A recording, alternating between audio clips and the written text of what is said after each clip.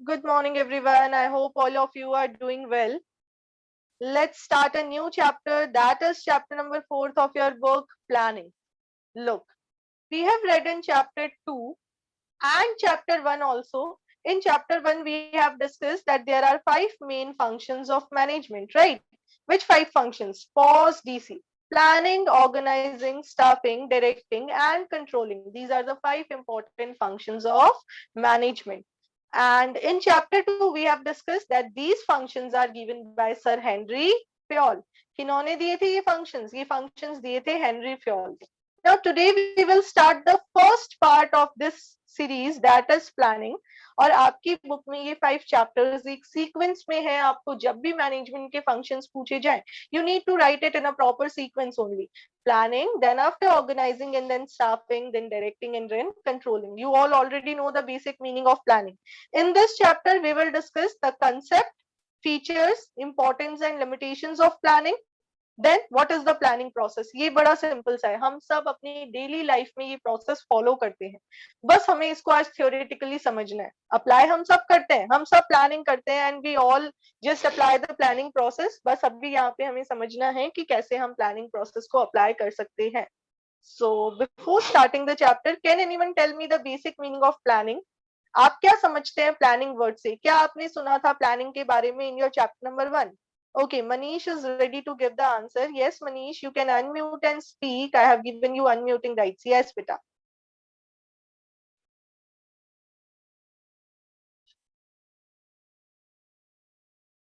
Hanji, Manish, unmute yourself. Okay, wait. Now, try to unmute yourself. Yeah, good morning, ma'am. Very good morning. When a planning का meaning है, ma'am, it is a function which determines in advance what to do and who is to do it. Yes, very good. It is basically a function in which we determine what we need to do and who is going to do it. Okay, very good, Manish. Anyone else? Yes, Ushan, unmute and speak. Ma'am, it also defines that what condition we are today and in what condition we are in future. Very good. It also explain us where we are today and where we want to reach in near future. Simply अगर मैं बात करूं कि हम आज किस condition पे हैं और हमें कल किस कंडीशन पे पहुंचना है, तो ये आज से कल तक पहुंचाने के लिए हमें प्लान करना पड़ेगा. पहुंचने के लिए, right? We need to plan for future, we need to plan for our goals, we need to make plans for our life also. तो वही प्लानिंग की यहाँ पे बात हो रही है. अब देखिए इंट्रोडक्शन में क्या लिखा हुआ है, बहुत सिंपल सी बात है. इंट्रोडक्शन देखिए, ये कह रहे हैं, I am simply explaining you the part, you will read it by yourself. Okay, ये कह रहे हैं चाहे गवर्नमेंट ऑर्गेनाइजेशन हो, प्राइवेट हो, बिजनेस हो, चाहे नॉर्मल सोशल ऑर्गेनाइजेशन हो, हर जगह प्लानिंग की जरूरत होती है. हर ऑर्गेनाइजेशन को अपनी सेल्स इंक्रीज करना, प्रॉफिट हाई करना, सक्सेसफुल होना, ये सब चाहिए होता है. और ये सब वो नियर फ्यूचर में अचीव करना चाहते हैं, जिसके लिए उनको प्रेडिक्शंस करने पड़ते हैं, प्रेडिक्शंस लगाने पड़ते हैं, अजम्पशंस लगाने पड़ते हैं. और ये सारे अजम्पशंस हम प्लानिंग में लगाते हैं. अब देखिए ये क्या कह रहे हैं, प्लानिंग का बेसिक मीनिंग इन्होंने यहाँ से स्टार्ट कर दिया है. To decide what to do, how to do and when to do, they do planning. क्या करना है, कब करना है, कैसे करना है, किससे करवाना है, all these activities are decided in planning itself. Now have a look the meaning of planning, which you have already discussed in chapter number 1. Planning can be defined as thinking in advance. This is the most important part, thinking in advance. पहले से सोच के रखेंगे. Plan हमेशा पहले बनता है, काम होने से पहले. क्या सोचना है? What is to be done, यानी क्या किया जाए. When it is to be done, यानी कैसे किया जाए. How it is to be done, यानी when it is to be done यानी कब किया जाए. How it is to be done यानी कैसे किया जाए. And by whom it should be done, यानी किससे करवाया जाए. मैनेजर खुद तो नहीं करेगा, वो किसी न किसी से करवाएगा, तो किससे करवाया जाए. In simple words, we can say it bridges the gap between where we are standing today and where we want to reach in future. आज कहाँ है और फ्यूचर में कहाँ पहुंचना चाहते हैं, इन दोनों के बीच का जो गैप होता है वो प्लानिंग होता है. Is it clear to everyone? Show me a thumbs up if yes. Be quick. Planning का बेसिक मीनिंग हमने पढ़ लिया है, आई गेस आपको याद भी हो गया होगा. Planning means thinking in advance. क्या सोचना है, what to do, how to do, when to do and who is going to do it. Simple. चलिए आगे बढ़ते हैं. ओके बेटा, now you will be explaining the next part. पहले हम ये रीड जरूर कर लेंगे. Who will read? Who will read the content from book? Raise your hands. This time no one. Vahini? Yes, ma'am. Good morning बेटा, कैसे हो? Good morning, ma'am. चलिए रीड कर दीजिए बेटा. Ma'am, this para? Yes, this one. Planning involves setting objectives. Okay, ma'am. Planning involves setting objectives and deciding in advance the appropriate course of action to achieve these objectives. So we can also define planning as setting up of objectives and targets and formulating an action plan to achieve them. Another Yes. important ingredient of planning is time. Plans are always developed for a fixed time period, as no business can go on planning endlessly. Okay, very good. Have a look. क्या कह रहे हैं ये कह रहे हैं planning के अंदर we have to set up some objectives also advance में, और हम एक अप्रोप्रिएट कोर्स ऑफ एक्शन भी डिसाइड कर लेते हैं जिससे हम अपने ऑब्जेक्टिव्स को अचीव करेंगे. आप सबने अपने लिए कुछ ना कुछ गोल सेट कर लिया होगा कि आपको फ्यूचर में कहाँ पहुंचना है. अब हम क्या करेंगे, उन एडवांस में डिसाइडेड गोल्स को अचीव करने के लिए कौन सा कोर्स ऑफ एक्शन हमें फाइनलाइज करना है उसके बारे में सोचेंगे. तो जब हम ये सोच रहे हैं, we are simply doing the planning function only. अब आगे देखिए, तो प्लानिंग को कह सकते हैं कि ऑब्जेक्टिव सेट करना, टारगेट्स डिसाइड करना और फिर उस टारगेट को अचीव करने के लिए एफर्ट्स करते रहना, राइट. अब प्लानिंग का एक इंपॉर्टेंट इंग्रेडिएंट है टाइम. यानी आप जब भी प्लान करेंगे, आप जब भी अपने गोल सेट करेंगे, तो आपके पास एक टाइम लिमिट जरूर होनी चाहिए कि ये टारगेट मेरा इतने ड्यूरेशन का है, मुझे 1 ईयर में इस कंडीशन तक पहुंचना है. तो हमेशा ऑर्गेनाइजेशन के पास जो प्लान होंगे वो एक पर्टिकुलर टाइम के लिए होंगे. जैसे सेल्स इंक्रीज करनी है बाय 10%, तो कब तक इंक्रीज करनी है ये पता होना चाहिए हमें. तो एक फिक्स टाइम हम सेट करके रख सकते हैं. चलिए आगे बढ़ते हैं.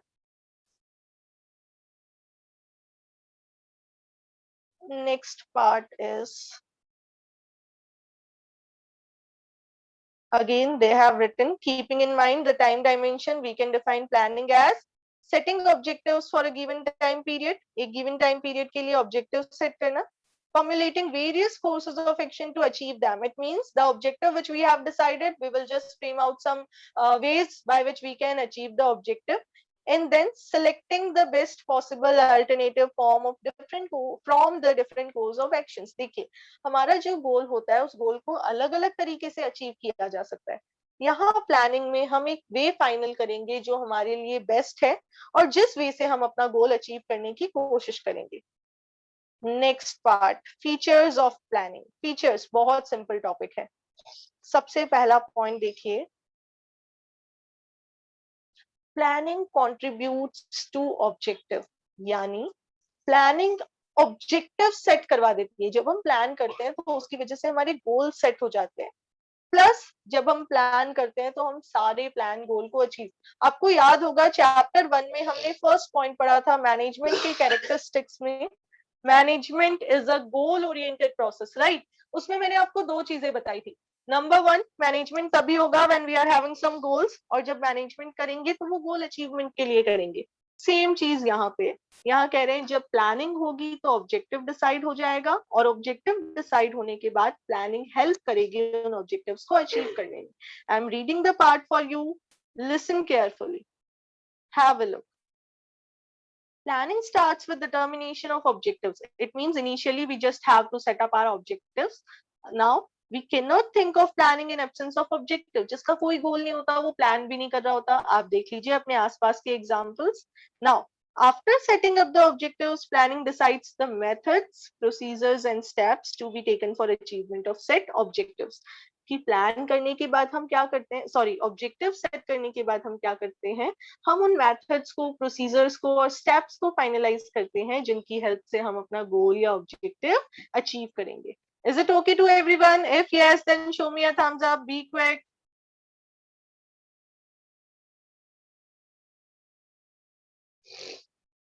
Okay, all right. That's great. चलिए आगे बढ़ते हैं. Second point. Very simple. Who will explain? आप अपने आप read कीजिए. I am giving you 2 minutes to read the point and then after you have to raise your hands for explanation part. Be quick.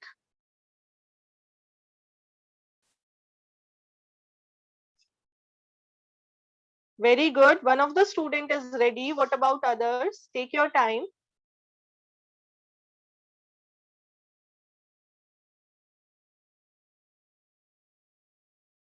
Okay, I can see that some students are ready to give the answers.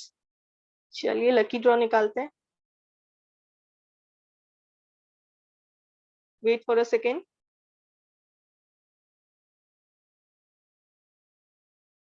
Yes, planning is the primary function of management, and this will be explained by Vahini. Yes, beta. Other students need to participate. सभी को करना है, सभी को hand raise करना है, try करना है. Yes, Vahini, explain. मैम उसमें ये बता रहा है फीचर है प्लानिंग का कि सबसे पहले अगर किसी भी ऑर्गेनाइजेशन में अगर कोई मैनेजर है या कोई भी बॉस है वो सबसे पहले प्लानिंग ही करेगा, क्योंकि प्लानिंग में हम लोग ऑब्जेक्टिव सेट करते हैं कि हम आगे पूरे आगे ईयर में क्या करेंगे या फिर अपनी कंपनी के लिए क्या करेंगे. तो जब तक हमारे पास ऑब्जेक्टिव्स नहीं होंगे तब तक हम लोग आगे नहीं बढ़ पाएंगे, और वो ऑब्जेक्टिव्स हम कहाँ डिसाइड करते हैं? प्लानिंग में. So planning is the primary function of management.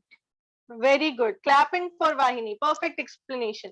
क्या कह रहे हैं ये कह रहे हैं in each and every organization when a manager starts management, the first function which he need to perform is planning. Without planning manager बाकी काम कर ही नहीं सकता, क्योंकि जो organizing, staffing, directing और controlling है वो objective पे focus करता है और objective decide करना पड़ता है हमें in the first function, that is planning. तो planning primary function है. अब देखिए यहाँ पे क्या लिखा हुआ है एग्जाम्पल में. ऑर्गेनाइजिंग फंक्शन में मैनेजर्स अथॉरिटी और रिस्पॉन्सिबिलिटी देते हैं एम्प्लॉयज को.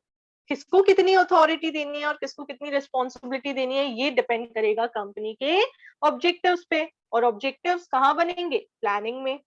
देन स्टाफिंग में एम्प्लॉयज को लेके आएंगे, तो कौन से एम्प्लॉयज लाने हैं ये भी हमारे गोल पे डिपेंड करेगा. फिर उनको जब डायरेक्शंस देने हैं तो कैसे डायरेक्शंस देने हैं ये भी गोल पे डिपेंड करेगा. Right, okay. परवेजिव, जल्दी से बता दीजिए परवेजिव वर्ड का क्या मीनिंग होता है? अनम्यूट एंड स्पीक जिसको पता है वर्ड का मीनिंग. हम जो हर जगह होता है. बिल्कुल. आशीष बेटा आपको पता था? What about Himakshi?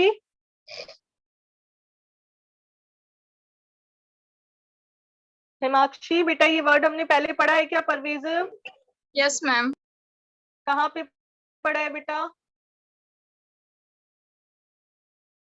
Ma'am chapter 1 और 2 में. चैप्टर 1 बिल्कुल. चैप्टर 1 में हमने पढ़ा मैनेजमेंट इज परवेजिव. मैनेजमेंट सब जगह. अब बेटा आप तो ये मैनेजमेंट परवेजिव है तो डेफिनेटली मैनेजमेंट के 5 फंक्शंस भी परवेजिव होंगे, प्लानिंग भी होगी. तो यहाँ पे ये बता रहे हैं कि प्लानिंग हर लेवल पे, मैनेजमेंट के 3 लेवल्स होते हैं, तीनों लेवल्स पे प्लानिंग की जरूरत है. हर तरीके की ऑर्गेनाइजेशन में प्लानिंग की जरूरत है. ये फंक्शन सिर्फ टॉप लेवल के लिए नहीं है, मिडिल लेवल और लोअर लेवल भी प्लान बनाते हैं, और सिर्फ बिजनेसेस के लिए नहीं है. हम नॉन बिजनेस एक्टिविटीज परफॉर्म करते हैं तब भी हम प्लानिंग कर रहे होते हैं. तो देखिए यहाँ पे क्या लिखा हुआ है, ये आपको बताना चाह रहे हैं. Formation of major plan and framing the overall policy is the task of top level managers. Right, जब हम प्लानिंग की बात करते हैं आपने टॉप लेवल मैनेजर के फंक्शंस पढ़े थे, याद है क्या किसी को सीक्वेंस में? फंक्शंस ऑफ मैनेजमेंट मैंने आपको कहा था कि आपको फर्स्ट और सेकंड चैप्टर रिवाइज करके रखना है. यस मनीष. यस बेटा, tell me any 2 important functions of top level management. They maintain contact outside the world. They are responsible for success and failure of the organization. Okay, very good. Can anyone tell me the first 2 functions of top level management according to your book? Ushan, can you tell me?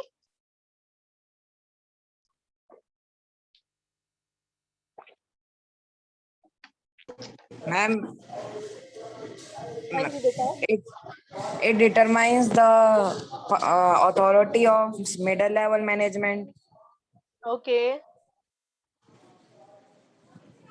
चलिए sequence में याद नहीं है. Let me just recall the points for you. Number 1 was determining the overall objectives of organization, and number 2 was framing plans and policies for achievement of objectives. ये 2 main काम थे top level के. यानी यहाँ पे वही चीज लिखी हुई है कि टॉप लेवल का मेजर फंक्शन होगा क्या? Formation of major plans and framing overall policies for achievement of that plan, ये टॉप लेवल का काम है। जबकि जो डिपार्टमेंटल मैनेजर्स होते हैं यानी मिडिल लेवल मैनेजर्स होते हैं, वो अपने पर्टिकुलर डिपार्टमेंट के लिए प्लान करेंगे, और लोअर लेवल मैनेजर्स प्लान करेंगे कि कैसे उनको वर्कर्स से काम करवाना है, कैसे उनको day to day activities perform करनी है। Is it okay to everyone? हमने प्लानिंग के फीचर्स पढ़ने शुरू किए, हमने 3 सिंपल फीचर्स पढ़ लिए। Feature number 1 was planning contributes to objective, objective की तरफ कंट्रीब्यूट करता है। Number 2, it is the primary function of management, and number 3, it is pervasive, which is applicable everywhere. Okay, now let's move on fourth point. Planning is futuristic. Futuristic है, future के बारे में सोचती है। चलिए, ये टास्क दिया जाता है ये पॉइंट एक्सप्लेन करने का नीरज को। नीरज बेटा, you have to read and explain the fourth point. Give it a try, it is very simple.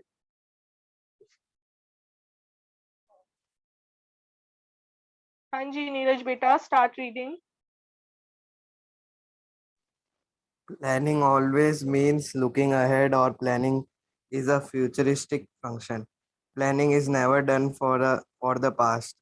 All managers try to make prediction and assumption for the future, and these prediction are made on the basis of past experiences of managers and with regular and intelligent scanning of the general environment. थोड़ा सा जो समझ में आया वो समझा दीजिए। Ma'am वो मैनेजर होते हैं ना, वो एजम्पशन करते हैं कि ना फ्यूचर में, या फिर प्रिडिक्शन करते हैं प्लानिंग की। बिल्कुल, बेसिकली ये बताना चाह रहे हैं प्लान फ्यूचर के लिए होता है। आप बताइए, यस्टरडे के लिए कभी प्लान किया है क्या? कल जो हो चुका, क्या हम उसके लिए आप प्लान कर सकते हैं? Definitely no. जो कल आने वाला है हम हमेशा प्लान उसके लिए करते हैं, राइट? तो ये आपको in fourth point they are trying to explain कि प्लान्स हमेशा अपकमिंग टाइम के लिए होते हैं, यानी फ्यूचर के लिए होते हैं, फ्यूचरिस्टिक है। प्लानिंग में हमेशा हमें ये देखना है कि आने वाले कल में हम कहाँ पहुंचना चाहते हैं। तो यहाँ पे you have to underline this word, planning is never done for the past. कभी भी हम बीते हुए कल के लिए प्लान नहीं बनाते। All the managers try to make predictions and assumptions for future. Future के लिए अजम्पशन बनाते हैं, कल क्या हो सकता है ना? जैसे हमें पता चला कि हो सकता है 15 जुलाई के बाद स्कूल खुल जाए, हो सकता है, मुझे ऐसा कुछ नहीं पता चला, ठीक है? तो अगर हमें ऐसा पता चलेगा तो हम क्या करेंगे? We will just start filling our registers. जो बच्चे डरते हैं कि टीचर कॉपी मांगेगा, वो तो करने लग जाएगा।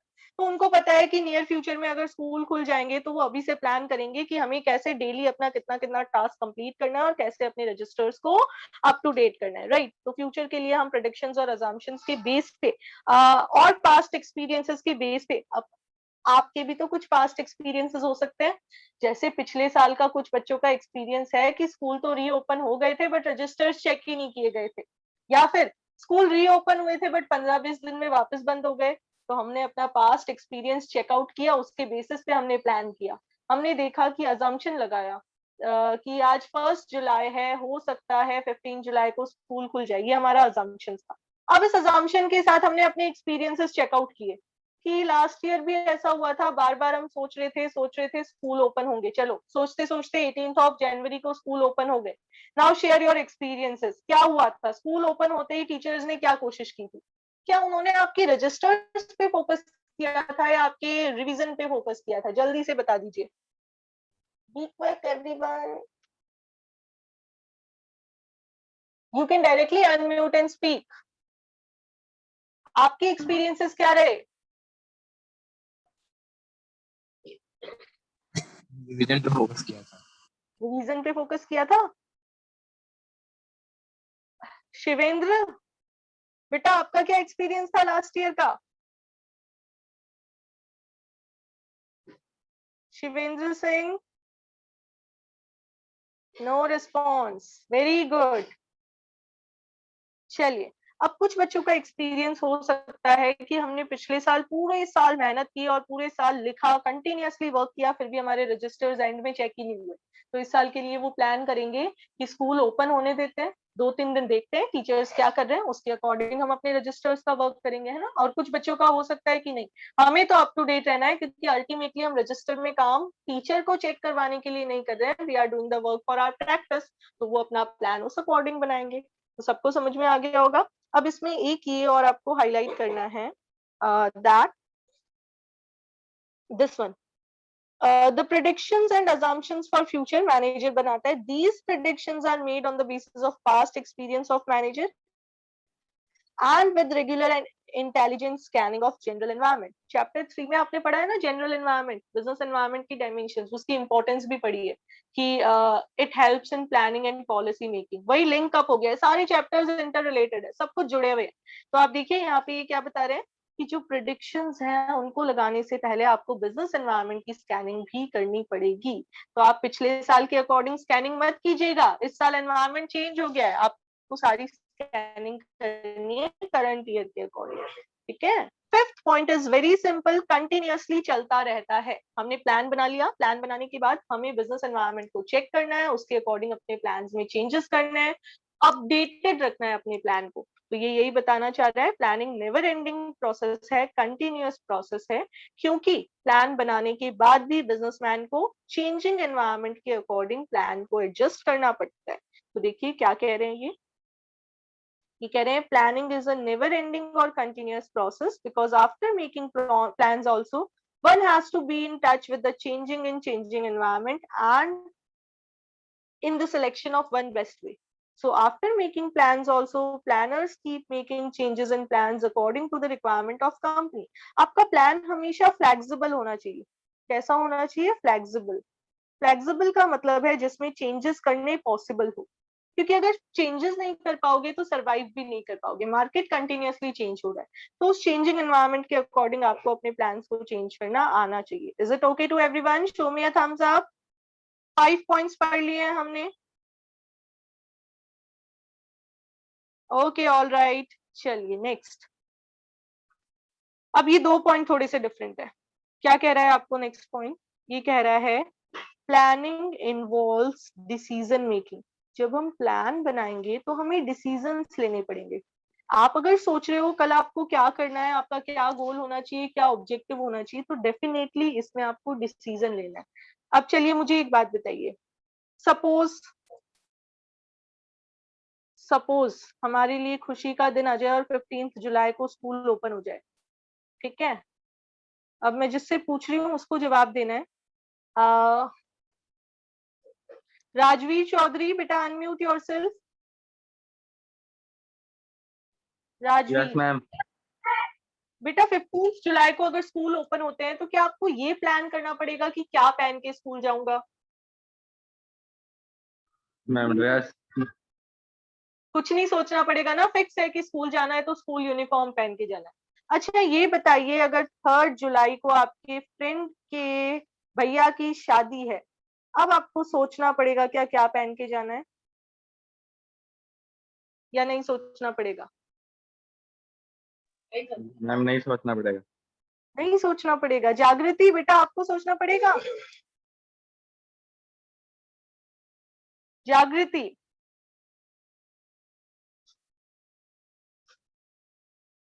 No response. Very good. Yes, ma'am.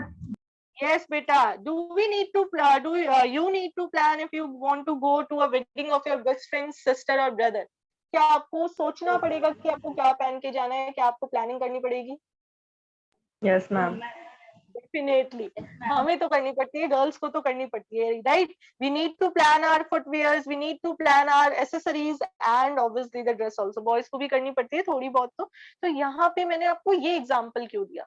ये एग्जांपल इसलिए दिया कि जब हम स्कूल जा रहे हैं तो हमारे पास एक ही ऑप्शन अवेलेबल है, that is to wear the school uniform. जब सिर्फ यूनिफॉर्म ही वियर करनी है, कोई ऑप्शन ही अवेलेबल नहीं है, इट मींस हमें इसमें सोचना नहीं है, हमें इसके लिए प्लान नहीं बनाना. बट जब हमारे पास 4 ऑप्शंस अवेलेबल है, जब हमारे पास 4 अल्टरनेटिव्स अवेलेबल है, in that situation we need to plan. और प्लान करके हमें उन चारों में से कोई एक बेस्ट अल्टरनेटिव फाइनल कर लेना है. आपका बर्थडे है और उसके लिए आपके पास 4 ऑप्शंस है बाहर जाने के, पार्टी देने के, तो आपको उन चारों ऑप्शंस को एनालाइज करना पड़ेगा और चारों में से दी बेस्ट को फाइनलाइज करना पड़ेगा, राइट. अगर एक ही ऑप्शन है, मम्मी ने कह दिया घर पे दोस्तों को बुला लेना है, तो फिर प्लान करना ही नहीं है. तो देखिए क्या लिखा हुआ है यहाँ पे, लेट्स रीड इट. चलिए जागृति बेटा आप इसको रीड भी कर दीजिए. The 6th point of your book, full stop तक पढ़ के एक बार रुक जाना. यस जागृति। Yes, ma'am. Ma'am, planning involves decision making. Yes. The planning function is needed only when different alternatives are available and we have to select more suitable alternatives. We cannot imagine planning in the absence of choice because in planning function manager evaluate various alternatives and select the most appropriate. But if there is one alternative available, then there is no requirement of planning. For example, to import the technology, if the license is only with STC, State Trading Corporation, then company have no choice but to import the technology through STC only. But if there are 4 to 5 import agencies included in this task,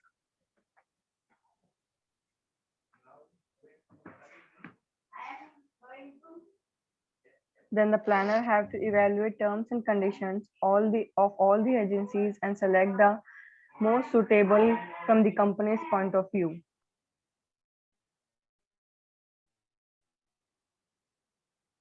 very good, have a look everyone. क्या बता रहे हैं, तब होगी जब आपके पास available है। Choice ही नहीं करनी तो आपको प्लान भी नहीं करना। एक एग्जांपल दिया हुआ है, सपोज आपको कोई टेक्नोलॉजी इंपोर्ट करनी है और लाइसेंस सिर्फ और सिर्फ एसटीसी के पास मिलेगा, तो हमें उसी के थ्रू लाइसेंस ऑब्टेन करके वही काम करना है, हमें प्लान नहीं करना इससे रिलेटेड। बट अगर 4-5 कंपनीज है तो आप क्या करोगे, आप पहले इवैल्यूएशन करोगे, इवैल्यूएशन के अकॉर्डिंग जिसमें आपको लग रहा है रेट सही है, वहां से फाइनलाइज करके अपना जो टेक्नोलॉजी है उसको इंपोर्ट करोगे, राइट। लास्ट पॉइंट क्या दिख रहा है आपको, यहाँ पे ब्रेन दिख रहा है। आधे लोग तो प्लानिंग इसलिए नहीं करते क्योंकि उसमें दिमाग यूज करना पड़ता है। ये क्या बोल रहे हैं, ये बोल रहे हैं अगर आपको प्लान करना है तो आपको अपने दिमाग को एक्सरसाइज करवानी पड़ेगी, आपको बहुत सारी चीजें सोचनी पड़ेगी, आपको बहुत सारी चीजों को इवैल्यूएट करना पड़ेगा, एनालाइज करना पड़ेगा। बिना इवैल्यूएशन और एनालिसिस के प्लानिंग करना पॉसिबल नहीं है। तो देखिए ये क्या कह रहे हैं, ये कह रहे हैं it is a mental exercise. Planning is mental process which requires high thinking, बहुत हाई लेवल पे सोचना पड़ेगा। That is why it is kept separate from operational activities by Taylor. अब इसका आंसर अगर आप दे देते हो ना तो आप जीनियस बन जाओगे। मुझे एक्सपेक्टेड नहीं है, देखते हैं, let's just check it out. क्या कोई स्टूडेंट बता सकता है एफडब्ल्यू टेलर ने प्लानिंग को कौन सी टेक्निक में ऑपरेशनल एक्टिविटीज से सेपरेट किया था? एनीवन? जब भी स्कूल्स खुलेंगे उसको मेरी तरफ से चॉकलेट। मैंने आपको फर्स्ट और सेकंड चैप्टर को रिवाइज करने के लिए इसीलिए कहा। Yes, which one? Okay, you are asking me to repeat the question, right? Yes, ma'am. I am asking, in which technique FW Taylor has separated planning from operating activities? यहाँ पे ये आपके लिए लिखा हुआ है, it is kept separate from operational activities by Taylor। यहाँ पता चलता है कि आपके कंसेप्ट्स कितने क्लियर हैं। पूरी क्लास में एक भी स्टूडेंट नहीं, आज तक का रिकॉर्ड है, किसी ने भी 4th चैप्टर के टाइम इस क्वेश्चन का आंसर नहीं दिया है, और अभी बताते ही आपको याद आ जाएगा। फंक्शनल फॉरमैनशिप, एफडब्ल्यू टेलर ने कहा था ना फंक्शनल फॉरमैनशिप में कि प्लानिंग डिपार्टमेंट और प्रोडक्शन डिपार्टमेंट अलग अलग होना चाहिए। वर्कर पे प्लानिंग का प्रेशर नहीं होना चाहिए, वर्कर सिर्फ प्रोडक्शन पे फोकस करना चाहिए। अब बताइए किस किस को याद आ गया कि हाँ फंक्शनल फॉरमैनशिप में एफडब्ल्यू टेलर ने कहा था कि प्लानिंग अलग होना चाहिए और ऑपरेशनल वर्क अलग होना चाहिए। रेज योर हैंड्स, किस किस को ध्यान में है कि हाँ ऐसा कहा था। चलिए, तो थोड़ा सा अलर्ट और अवेयर रहें, ऐसे क्वेश्चंस आपकी बुक में बहुत जगह आएंगे, ठीक है? मेरी चॉकलेट हर बार बच जाती है। आई होप नेक्स्ट टाइम जब मैं कोई ऐसा क्वेश्चन पूछूं तो आपकी साइड से रिस्पॉन्स हो। ओके, चलिए भाई आगे बढ़ते हैं जल्दी से। ये कह रहे हैं in planning assumptions and predictions regarding the future are made by scanning environment properly। जो बिजनेस एनवायरनमेंट है ना, चैप्टर नंबर 3 में आपने पढ़ा है, उस एनवायरनमेंट की स्कैनिंग करते हैं और उसको स्कैन करके अजम्पशंस लगाते हैं फ्यूचर से रिलेटेड। ये जो काम है ये थोड़ा मुश्किल है, एनवायरनमेंट को स्कैन करना इजी टास्क नहीं है, तो ये स्कैनिंग करने के लिए हमें स्पेशलिस्ट अपॉइंट करने पड़ते हैं, ठीक है? हाई लेवल ऑफ इंटेलिजेंस चाहिए। फिर ये कह रहे हैं कि प्लानिंग में आपको अल्टरनेटिव्स भी बहुत सारे हैं, उनको इवैल्यूएट करना है और उनमें से बेस्ट सेलेक्ट करना है। तो इसके लिए भी आपको इंटेलिजेंस चाहिए। तो ये बताना चाह रहे हैं कि हाँ, प्लानिंग एक इंटेलेक्चुअल प्रोसेस है जिसमें दिमाग को मेहनत करवानी पड़ेगी, दिमाग को एक्सरसाइज करवानी पड़ेगी। तो आप भी अपने दिमाग को एक्सरसाइज करवाना शुरू कर दीजिए और चैप्टर को अच्छे से पढ़ना शुरू कर दीजिए। जिनका पिछला कवर नहीं हुआ है, आई रिक्वेस्ट यू कि आप अपने इस चैप्टर को आज से ही 100% रेडी करना शुरू कर दीजिए। ज्यादा लिंक नहीं है, यहाँ से भी शुरू करोगे तो भी शायद साथ साथ चल पाओगे। राइट, हम 1 जुलाई पे आ गए हैं, अब हमारे पास 9 ही मंथ्स अवेलेबल है। 9 मंथ्स का आपका टारगेट है कि आपको पूरी बुक करनी है, तो 100% पॉजिटिविटी के साथ स्टार्ट हो जाइए। Is it okay to everyone? चलिए, आज की क्लास यहीं ओवर करेंगे, बस इतना ही पढ़ेंगे। अभी बस इससे रिलेटेड केस स्टडी जरूर आपको करवाऊंगी। प्लानिंग के 7 फीचर्स हमने पढ़े। नंबर 1, प्लानिंग ऑब्जेक्टिव्स की तरफ कंट्रीब्यूट करता है। फिर इजी मैनेजमेंट का पहला फंक्शन है, हर जगह एप्लीकेबल होगा, हमेशा प्लान फ्यूचर के लिए बनाए जाएंगे, कंटिन्यूअसली चलता रहेगा। और लास्ट के 2 पॉइंट थोड़े से डिफरेंट, एक कह रहा है कि इसमें डिसीजंस लेने पड़ेंगे और एक पॉइंट कह रहा है कि ये एक मेंटल एक्सरसाइज है, आपको इसमें अपने दिमाग को काम करवाना पड़ेगा, दिमाग को मेहनत करवानी पड़ेगी। चलिए भाई, आगे बढ़ते हैं। हैव अ लुक, बताइए क्या आंसर होगा, क्या कह रहे हैं? To get success in business, all managers need to work hard in thinking about futures and in making business predictions and achieving the targets. The above line describe one of the concept, name that. अब ये तो हमें पता है कि planning के just बाद ये क्वेश्चन आया, तो हमें लगता है बस ऐसा कैसा क्वेश्चन आ गया, इजी सा, आंसर तो प्लानिंग ही होगा।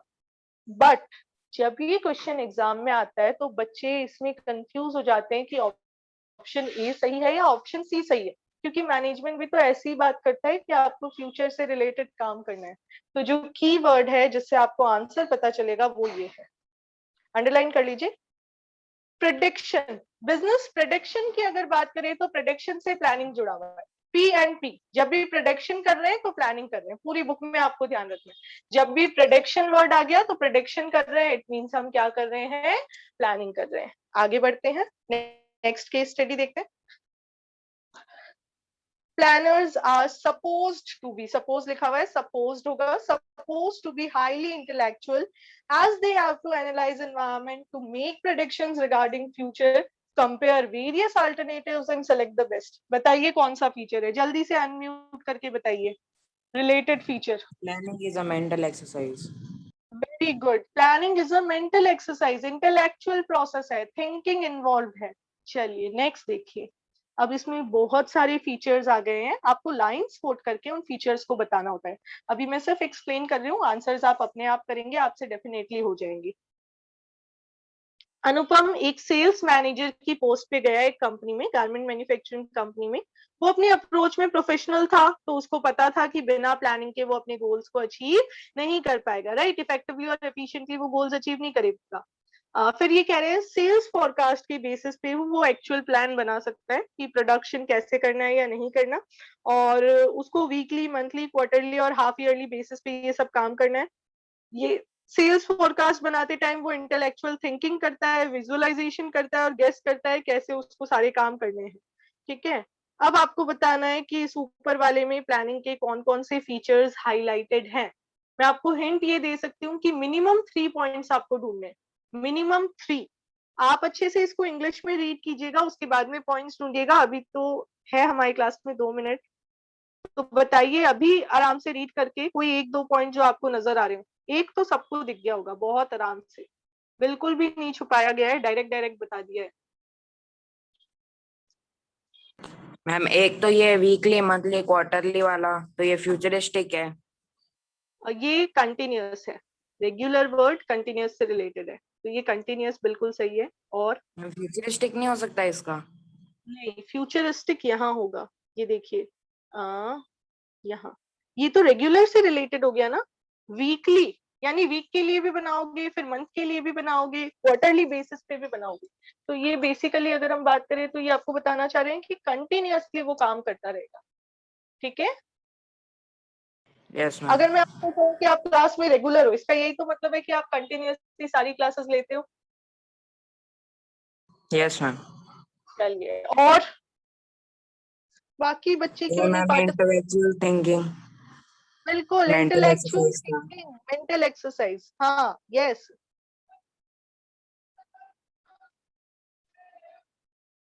जागे भाई, पार्टिसिपेटिंग असेट्स बने, नॉन पार्टिसिपेटिंग असेट्स का हम क्या करेंगे?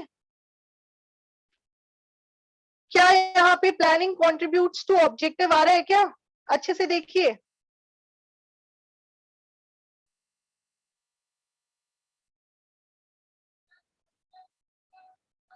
या यहाँ पे सेकेंड पॉइंट आ रहा है प्राइमरी फंक्शन ऑफ मैनेजमेंट?